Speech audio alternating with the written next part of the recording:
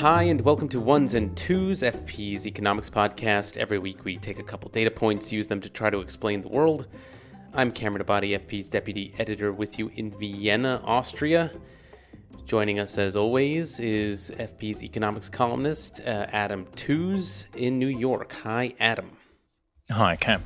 So we have a handful of things prepared for you all today, including a segment on Donald Trump's trade wars with China specifically, and how the Chinese economy is shaping up in relation to Trump's economic policy. But before we get to our data point, we just wanted to thank everyone who responded to our pitch last week for listener support. It is really incredibly gratifying to have listeners who are engaged and appreciative and want to make sure that Ones and Tooze remains viable. If you opted in for the shout out, we will be doing that at the end of the show. We'll be doing a few names each week. And meantime, if you have not yet donated, please consider doing so. It is easy, it is quick. It's our way of keeping the show available to everyone without resorting to a paywall or limiting access to FP subscribers.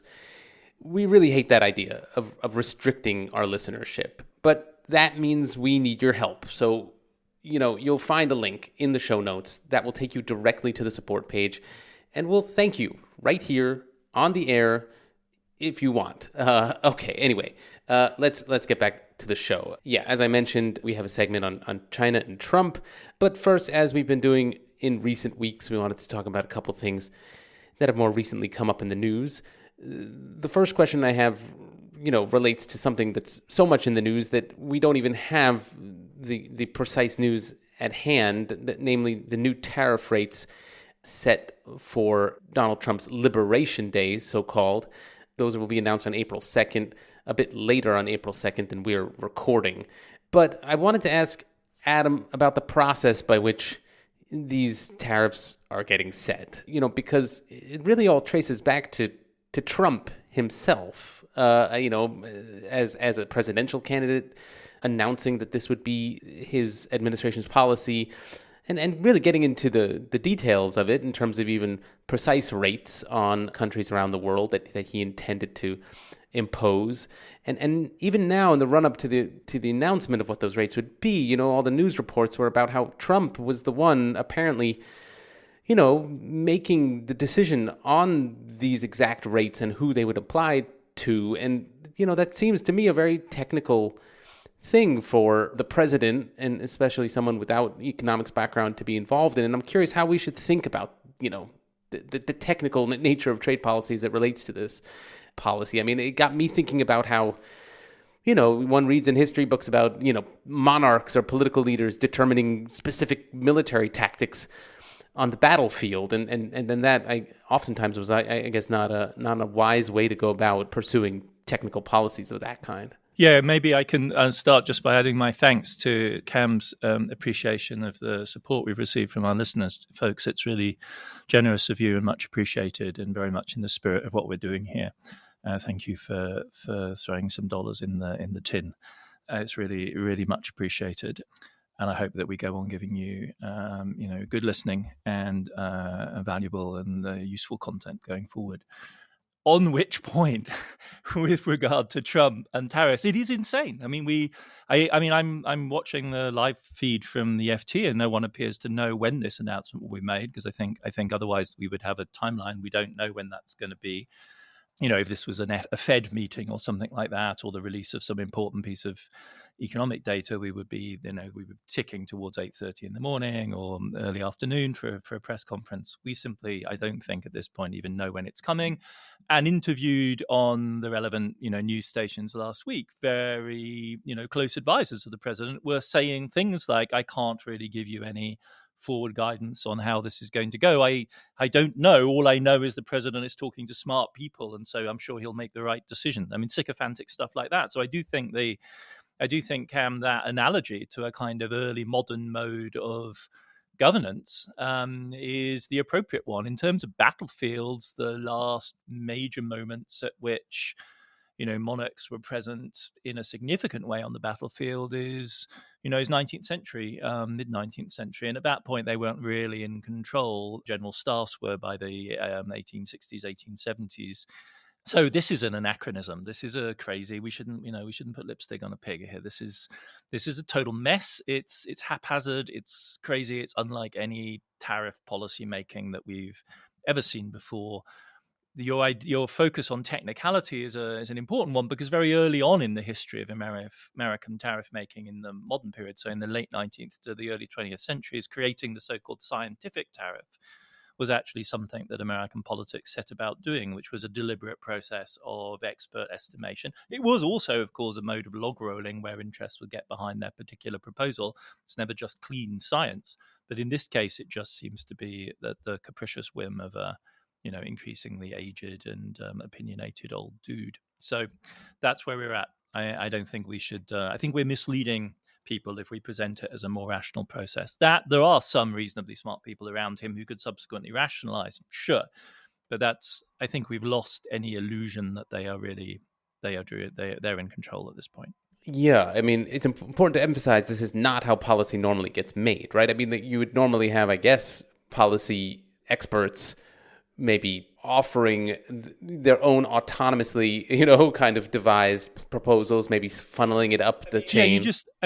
You don't get there from here, right? You start with tariffs framed the way the Trump administration has. There's no real way of reabsorbing it into a technocratic flow, whereas in the Biden case, it was long advertised, it was rationalized, it referred to existing practice and law, it was part of that whole familiar process of blob-style policymaking. So we'll continue talking about tariffs in just a bit, but I wanted to ask about another story in the news. I feel like before we would have the space to dedicate more time to these kinds of issues, but obviously there's so much going on otherwise. But I didn't want to neglect the earthquake that happened in Myanmar this past week. Thousands died there, and obviously Myanmar is a country where there's been ongoing civil warfare for years. And I'm curious, how does earthquake relief in a context like that, I mean, how does it intersect with the government's, militarization and ongoing fighting in the country? Yeah, I mean, you're absolutely right to comment, I think, on the strange way in which the current crisis in the US distorts all our perceptions. I think the vast majority of people, certainly on this side of the Atlantic, will have perceived the earthquake largely through extraordinary videos that were posted online, take your favorite social platform, of, I think, largely Thai skyscrapers that were shaking. Myanmar itself really would merit a segment, Cam, though it would stretch both of our our capacities to the limit. It has been, I mean, since its foundation, a kind of patchwork state, but since 2021 and the military takeover, convulsed by civil war, we're therefore in a media system which is under very tight control. Myanmar, insofar as you're within the government zone, is a country that has suffered rolling blackouts of the internet. We are very unlikely to know with any precision how many people died in this earthquake. The figures now are in the thousands. It will be surprising, I think, if they don't end up exceeding 10,000. So the country itself is being torn apart. The level of control and repression is such that there's very little credible evidence coming out in the midst of a crisis. The military have a track record in Myanmar of actually refusing aid from the outside in response to crisis. So both after the major cyclone in 2008 and after a major cyclone in 2023, the junta ostentatiously refused aid from the outside. So one of the most telling signals of the seriousness of the current situation is that the regime in the areas that it has controlled over has diverged from that practice, and actually said it would welcome support. But of course, the connections aren't there, the infrastructure isn't there, and this is happening at a moment when USAID, the largest global aid organization, is being gutted, and rather than phone calls going back and forth to Washington, organizing immediate relief, there's sort of silence on the line. And then finally, the point one would have to reckon with is that whatever relief is channeled into the force field of the civil war in Myanmar will, of course, be shaped by it. And already now, I gather from what few reports we're getting from inside Myanmar, there is a marked divergence between towns, cities that are under the control of the military regime and those that aren't, in terms of the levels of relief that are available. So it's polycrisis. It really is the overlapping of multiple different crises in a single location. And Myanmar, as has been pointed out to me in a kind of, I think fair pushback, given our very intense focus on the Middle East, for instance, and Ukraine and Europe, it receives arguably, I think, even less attention than Sudan. So, in the kind of hierarchy of global crisis, it's probably in the fourth place, even though it has mega regional implications. So I think it would be a theme for us to return to, I think, gingerly and with all due modesty at some point in the future. Yeah, I'd never quite explicitly articulated the hierarchy of crises out there, but there clearly is one in terms of the attention that they receive, which is not to say that's the attention they ought to receive. I am glad we got to talk a bit about Myanmar, and perhaps we will return to the subject, but I do want to turn to the main segment that we've prepared, and the data point there is 60%. That is the rate of tariffs that Donald Trump threatened during his last presidential campaign to impose on all Chinese goods coming into the United States. We have tremendous economic power. And by the way, if we're not careful, we're not going to have that for long either. That's going to go down the tubes with everything else. But if China or some other country is behaving badly, we have things called tariffs that are so severe. We're now waiting for Donald Trump to announce what the rates of tariffs will be on his so-called Liberation Day. But the run-up has raised all sorts of questions about whether, this will be the moment that an all-out trade war breaks out, specifically with China, America's major trading partner. There have been talks in the run-up to this tariff announcement with the trade representatives of both countries having met, and on the Chinese side, there was a quote to the effect that if the United States insists on damaging China's interests, China will resolutely counterattack. So we will wait to see what the response is, but it is fair to expect there will be some tariffs imposed on China, and the relationship will not be the same. And we thought we'd take an overall look at what the economic relationship is between the U.S. and China right now. So to start off with, I wanted to ask about overall sort of economic strategy right now in these two countries, specifically the role that science is playing in both countries, with the Trump administration, taking an approach to funding science that seems to be the opposite of China's focus on state-supported technological development. The United States right now is withdrawing support for science in various ways. And this is happening even as the United States government is clearly backed by the biggest tech companies. And so I'm curious how one would compare the philosophies at work here in terms of developing technology and the role of the government in supporting that. And, maybe unless philosophy is too kind of dignified a word to describe what the U.S. Role has been. Yeah, I'm tempted to say I just can't bear to talk about the Trump administration anymore. And I'm totally with you. I think philosophy just... It dignifies this. If listeners are interested in my experience and my view on the situation of a leading U.S. institution of higher education and research, check out Chartbook newsletter. Let's talk about China. I mean, I think it's tempting to say that the Chinese regime does conventional industrial policy, conventional national strategy, following, if you like, as historians would say, in a trajectory that goes all the way back to the self-strengthening movement of the late 19th century, the late imperial stage, then by way of the Chinese Republic, and after the revolution before World War I. And then the communist regime inherits this and then builds systematically and with ever greater force since the period of reform on the idea that modern states differentiate themselves in terms of and compete in terms of technological industrial prowess. And that's obvious. And anyone who doesn't understand that is going to lose the race. And there's no ifs and buts about it. And you just power on down that line. And the difference with China is simply the scale. And it is staggering. So if you just take crude numbers of patent applications, which is a very crude indicator because of the quality of the patents and the degree to which they're cited. But, currently the Chinese annual rate of patent submission is 1.4 million plus a year compared to about 300,000 for the US. And it's something that's exploded in the last 10 years. So it's truly staggering. And any field of research right now, pretty much you will see the same thing. Obviously, there's dross. The Chinese education system is gigantic. There's huge competition, and the regime incentivizes academic publication in a way which is dangerous to quality and will lead to various types of scandalous forms of non-reproducible results, not to say cheating. But there's no denying, and anyone in any field of academic endeavor will tell you that there's just no denying the sheer scale and quality of the shift.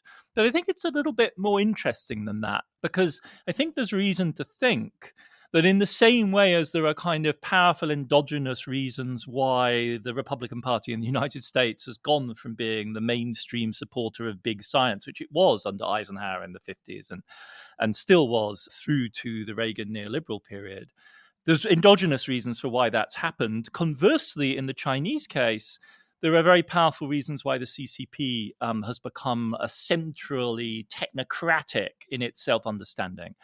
And this has to do with the Cultural Revolution of the 60s and 70s, the great convulsion that shook the Maoist power system. And in the wake of that, as Chinese political elites tried to recover from the disorientation of that first assault of the politicization of culture and intellectual culture, the smashing of the research establishment in many Chinese universities, science and engineering emerged as the unpolitical ground on which everyone could agree. And so there's this phenomenon of the red engineer, who is often originally Moscow trained, but then increasingly within the Chinese system. These are the people, the graduates of Tsinghua University, China's MIT in Beijing, that sits alongside Beijing, Peking University, which is the more, if you like, traditional liberal arts political institution in Beijing, the May 4th University. So Tsinghua emerges as the center of technocratic expertise, and all the way down to Xi Jinping, but still under Xi Jinping as well. One of the routes to power in China was to combine an engineering degree with impeccable political credentials. And it's that really together that gives you the power. It's as though you took, in the US case, an engineering PhD followed by a JD. And then the JD would be your years done within the CCP cadre, working your way up. And those, if you look at the composition of the Chinese leadership at key moments since the era of reform began, it's not that they've been reading Milton Friedman and imbibing neoliberalism. These are true blue or true red party adherents with a strong engineering background. And that's a key element. And then this is backed up very powerfully by the proclivities. It's not just a state rationale and a party rationale. It's backed up very powerfully by the proclivities of Chinese society. And if you look at the comparison of higher education university enrollment in India and China over the period since the 50s, there's an astonishing difference between the predominance of humanities and law type training in the Indian higher education system, which is also vast, and the Chinese system, where the emphasis is to a much higher degree on medicine and technology and engineering and math. And this then is also reflected in another part of the Chinese research complex, which is the private businesses. So Huawei, for instance, before it suffered the onslaught of the American government, was, I think, the number 3 or number 4 private funder of research in the world. It currently does about $23 billion worth of R&D every year. So that's like all of the grants given to Harvard, Johns Hopkins, and Columbia rolled together. So it's an incredible research complex. It's 23% of Huawei's turnover, revenue, not profit, turnover, that is plowed back into R&D. So they treat R&D more like a cost than an investment. It's just something they do at huge scale to continue being who they are.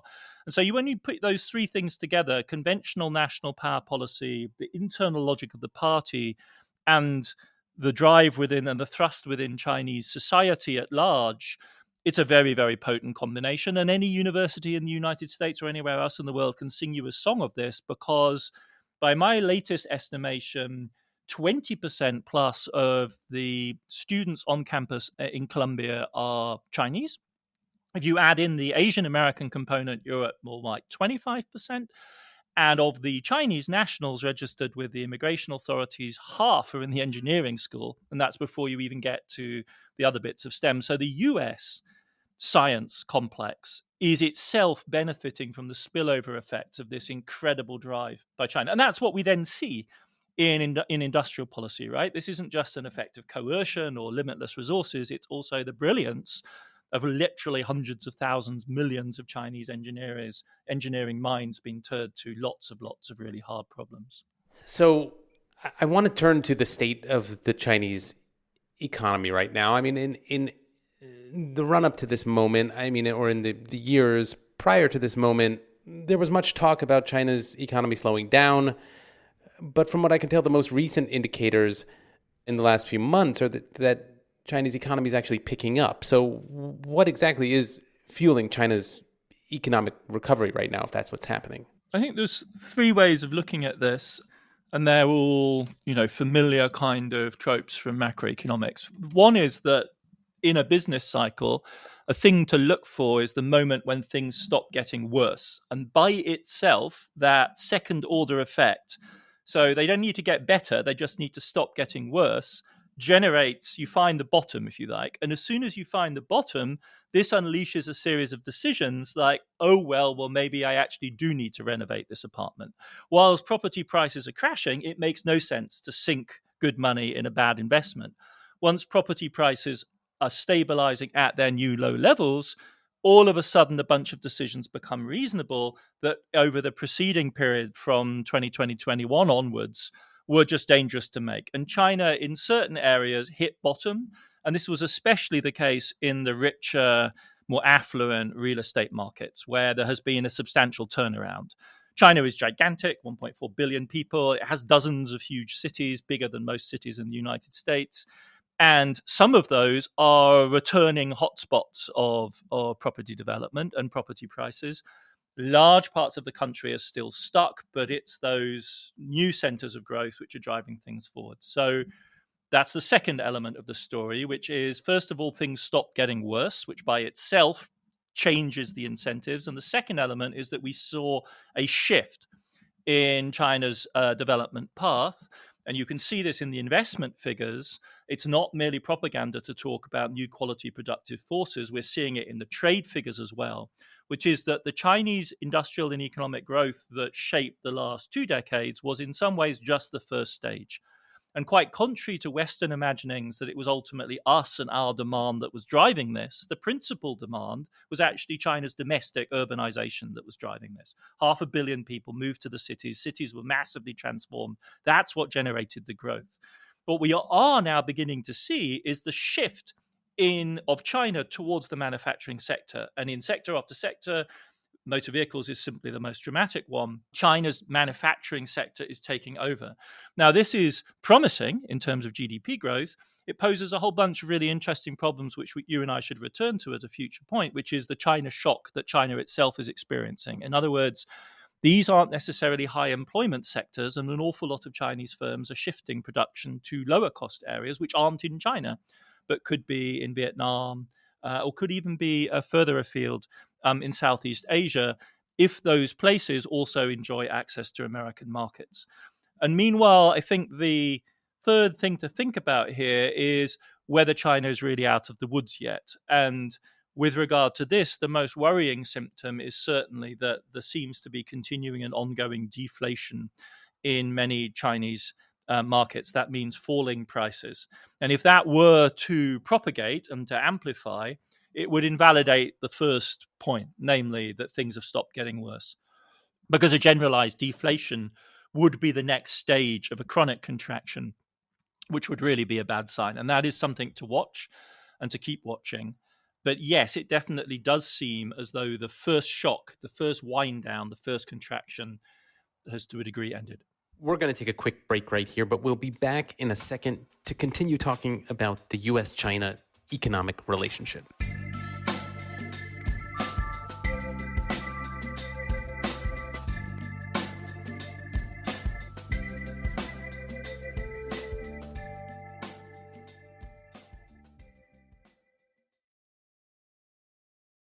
So to shift now to America's new economic policy under the Trump administration, there's been a lot of talk about how this tariffs policy is pushing allies of various kinds to explore other possible relationships beyond the United States.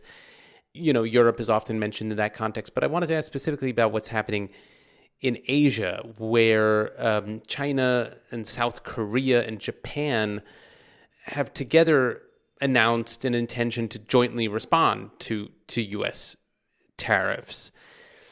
And I'm curious if this economic policy in Washington is really subverting then the broader goal of balancing against China in Asia in a foreign policy sense. I mean, in I guess a more general context, I mean, has America had any coherent economic policy for Asia ever since the demise of the TPP free trade agreement that collapsed a few years ago? I think the short answer is that yes, this is counterproductive, and no, the United States does not have a coherent geopolitical, geoeconomic offering for Asia, and hasn't for many years, for more than a decade at this point. I mean, yes, the pressure from the United States, unsurprisingly, is driving China, South Korea, and Japan together. They held their first talks recently. The FP had a nice little snippet on it. The first talks they've had since 2019. But one shouldn't, I think, overemphasize the diplomatic element of this.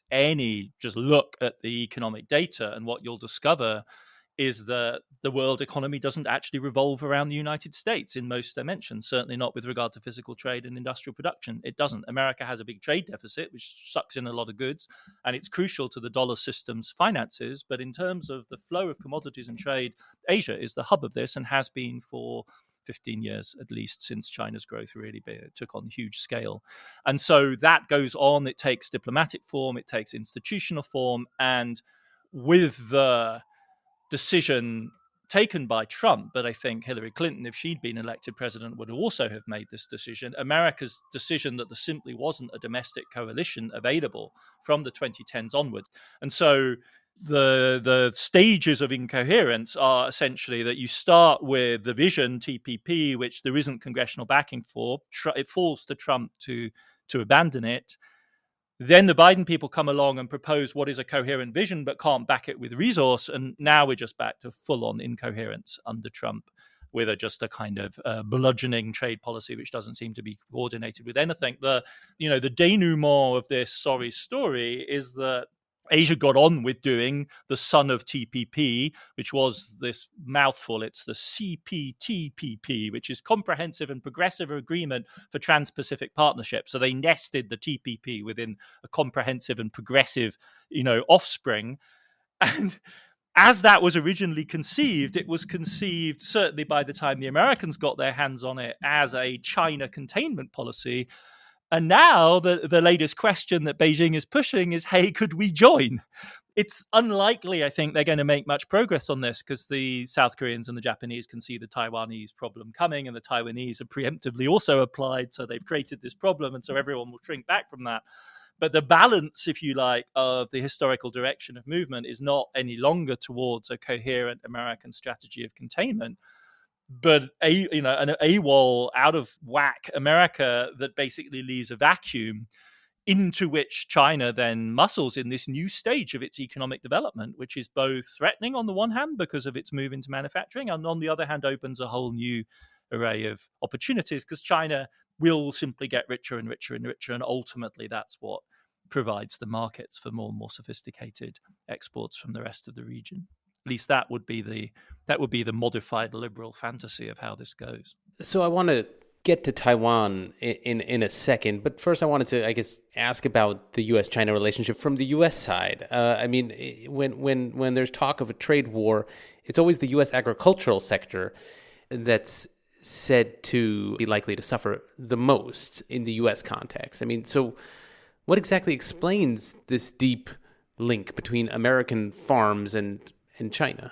So, I mean, what fundamentally connects the two is a logic of free trade and what that entanglement expresses. And it's large. China is the largest market for American agricultural exports. Soy, corn, both go to China. It's worth maybe $35 billion, something like that, per annum. So it's a big flow. It didn't always used to be like that. In the age of Nixon and Kissinger was when the Chinese market opened up to American exports. What drives it is simply the disparity in what economists call factors of production, and in this case, the one that matters is land. So, the arable land per capita in China, that is the land that can be farmed, is about 0.08 hectares, which is about 800 square meters, which is a big back garden. Whereas in the United States, it's sixfold that. It's closer to 4,000, 5,000 square meters. And that ultimately is what determines the balance of production between the two sides in terms of per capita productivity. The United States will quite likely, as a result, come out ahead. Costs will be lower, production will be larger, and certainly for extensive crops like soy and corn, that huge territory, plus the sophistication, of course, of American agribusiness will tell. Why are the Chinese buying more food? Well, it's because as they get more affluent, the share of meat in their diet increases. And once you've got really big animal herds, you have to feed them. And the cheapest thing to do is to import somebody else's grain production. America is not China's favored supplier. America supplies about 15% of China's imports. So the trade with China is important for US agriculture. The trade with US agriculture is less important for China. Over the last 10 years, the share of Brazilian soy exports to the United States has doubled. So now the Brazilian share is about twice the size of the US share. So that's the knitting together of the two economies. And it's driven by a kind of a logic of factor abundance. It's a standing feature of America's history, right? That the agricultural sector has always been the sector which has the most profound structural interest in exports. It was true, of course, of the plantation economy, cotton economy, of course, with chattel slavery, but then the great development of American grain farming in the late 19th century. All of that drove an export-orientated, relatively free trade-orientated policy on the part of farmers. It's the opposite of what you see in Europe, because they're on the receiving end. Those are smaller, less competitive farms which need protectionism.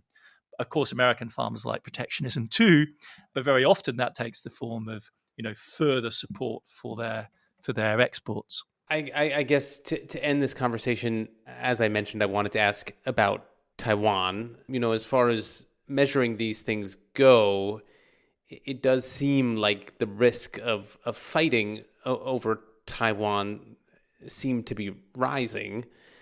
And I'm curious just how you'd even begin to evaluate what the economic fallout from a war over Taiwan, what that might be, and how should we think about that? The escalation of tension certainly began in earnest under Trump won. It had been there with Hillary Clinton's pivot from 2011 onwards, but it really began to develop momentum in the Pentagon as they saw the end of Afghanistan and realized they needed to move away from the global war on terror. And the Trump administration, first time around, gave them ample support for that. But the escalation towards warfare around Taiwan and China really took place under the Biden administration. It's very important, I think, to drive this home. Of course, foreign policy in the United States is made by coalitions of different parties in the Senate. And so there is a very vociferous China hawk wing of the Republican Party in the Senate and even more in the House, because the House is just generally more vociferous. But this was a bipartisan push, and it led to the balloon incident that was really the most dangerous escalation of tension between China and the US that we've seen in many, many years. That was over the winter of 2022 to 23, I think, right? Yeah. That was following Pelosi's ill-advised visit to Taiwan. And clearly there are people that are in that kind of mindset in the Trump camp. But so far, they've not manifested as dramatically as you'd expect altogether. Like Trump's policy on China has been relatively quiet by comparison with the aggressive moves to shift the terms of the debate around Ukraine and the, red-blooded, full-throated backing of Israel in the Middle East. And it's very telling that people like Elbridge Colby, who are in line for very senior strategic positions in American foreign policy and who are devoted, absolute China hawks, right, who have this mantra that defending American interests in East Asia is the one clearly identifiable priority of American policy as far as foreign policy is concerned, that everything else should be subordinated to that. their confirmation in Congress is actually being held up by folks in the Israel First camp, the anti-Iran Israel First camp, who actually think America has other priorities and the Middle East is the dominant one. So within the GOP, there are contending factions, and it's not clear that the anti-China wing is winning out. All the while, of course, the military apparatus in the US continues, I think, squarely to focus on the Chinese side, as you'd expect them to do, because that is the large war that they might be asked to fight. And they see, and it's difficult to filter this because who are we really as outsiders to judge? They point to the increasingly aggressive actions, which are undeniable, by the Chinese military forces around Taiwan, repeated incursions by both naval and air forces into to dangerous zones around Taiwan, the appearance of the Chinese Navy all over the Pacific. They point to these as symptoms of an escalation on the Chinese side, which the Americans claim points to the Chinese betting on or preparing themselves for aggression by 2027, maybe in 2027. And that then in turn justifies, of course, further spending and further preparation on the American side. So I would say that there are kind of three elements at work here. There is the very haphazard politics of the Trump coalition, which has many things on its mind. There is the bipartisan policy convergence in US, which has been going on for more than a decade, on China containment and China resisting China's rise. And then there is the narrowly military element, which is preparing and has to prepare. It's its job, after all, for large-scale confrontation, which then has its own timetables. And when those generals are crisped by Congress, they'll say, and they'll volunteer, our time horizon is 2027. And it's the interaction between those three things that we have to grasp to understand what's going on here. And then economists and business people look at this and go, what the hell am I supposed to do? How on earth do I compute this? What cost would it be reasonable to accept to disentangle my supply chain? And I think what you're seeing is folks basically tilting towards disentanglement. There's very little new foreign direct investment going on in China right now. There are explorations of new zones where, you could build a supply chain for Apple, for instance, in India. But there's also a level of kind of suspended disbelief that folks can't really believe that we're taking this whole war over Taiwan thing seriously. And it's quite clear that in chunks of Washington, people are taking it deadly seriously. And no doubt in Beijing too. Let's be clear. This isn't a one-sided story. Beijing is a power state with huge ambitions. It wants regional hegemony, and it claims Taiwan. And there's no ambiguity about that. Whether or not they estimate that it's worth paying a very high price for pursuing that is a different matter. And that's all important, right? It's the difference between Russia being resentful over Ukraine and Putin launching an assault on Ukraine.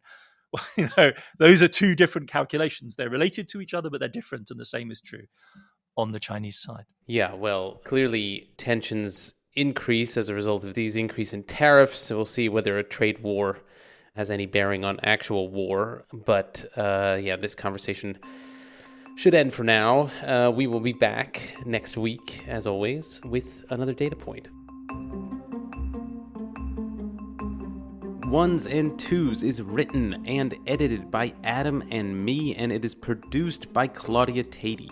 The show is made possible through the support of foreign policy readers and Ones and Tooze listeners, including Edward Hobson, Bilal Abu Diab, Laurent Amard, Adrian Dietrich, Michael in Philadelphia, Jagdeep, Mary Boys, Narcissa, Richard S. in Tokyo, and Lars Honeytoast. I hope I pronounced those names right. Also, special thanks to Juho Juntila, a PhD student who tells his macroeconomics students to listen to Ones and Tooze. Welcome, Juho's students. As always, we love getting listener feedback. You can leave voice messages on the Ones and Tooze homepage on foreignpolicy.com or email us. The address is podcast@foreignpolicy.com. Or you can tweet us. That's @OnesandTwospod. I'm Cameron Abadi. Thank you again for listening, and we will be back in your feed next week.